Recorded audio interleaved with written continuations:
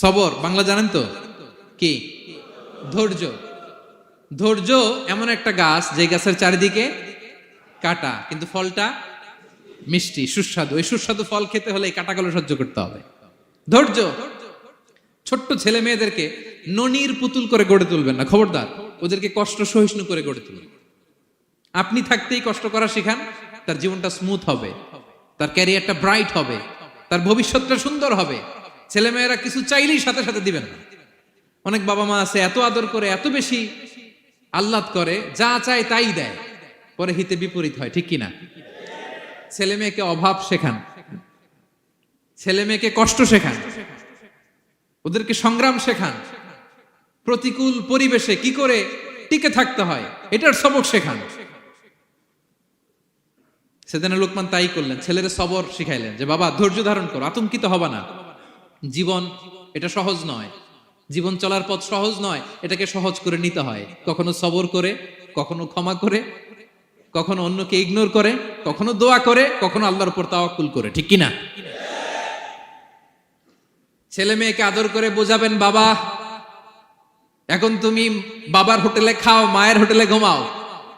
সারা জীবন এমন চলবে না, দুনিয়াটা বড্ড কঠিন, এখানে কেউ কাউরে জায়গা করে দেয় না, নিজের জায়গা নিজেরই করে নিতে হয়, ঠিক কিনা?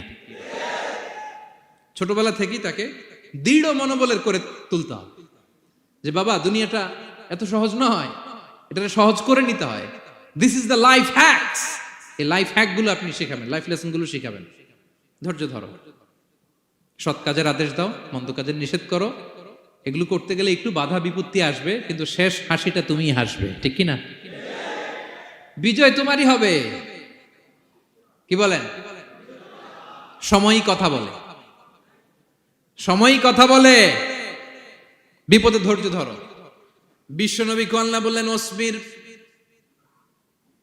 আলা মা ইয়াকুলুনা ওয়াহজুরহুম হাজরান জামিলা। নবী হে, বিপদে ধৈর্য হারা হবেন না।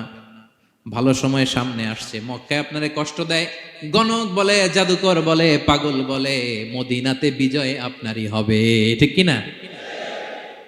ছেলে মেয়ে যেন আশাবাদী।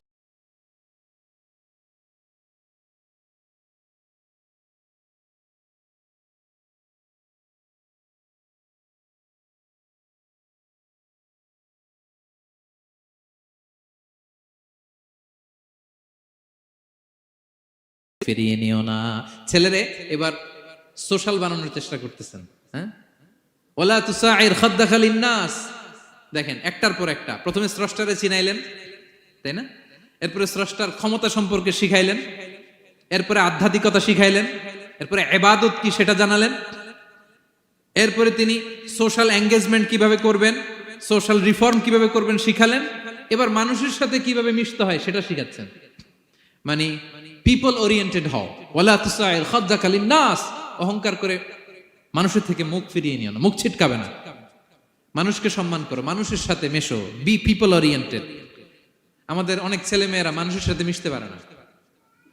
দোষ কার? বাবা মায়ের, শেখায় না। একটা সময় আমাদের মনে আছে, ছোটবেলায় মেহমান আসলে আমরা এত খুশি হইতাম। কি বলেন? মেহমানের কাছে যাইতাম, সূরা শোনাইতাম, কবিতা শোনাতাম, এটা খেলতাম, ওইটা করতাম, যাওয়ার সময় আমাদেরকে টাকা দিয়ে যেত, হায় রে খুশি।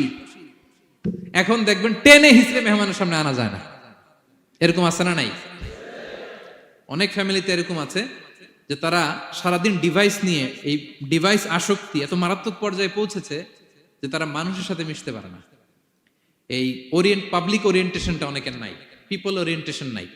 অনেক ছোট বাচ্চা, মেহমান আসছে, তুমি একটু আসো, সালাম দাও, বসো, আসতে চায় না, বসতে চায় না, কারণ ওরা শিখানো হয় না। সারাদিন দিয়ে রাখছে কি হাতে? মোবাইল।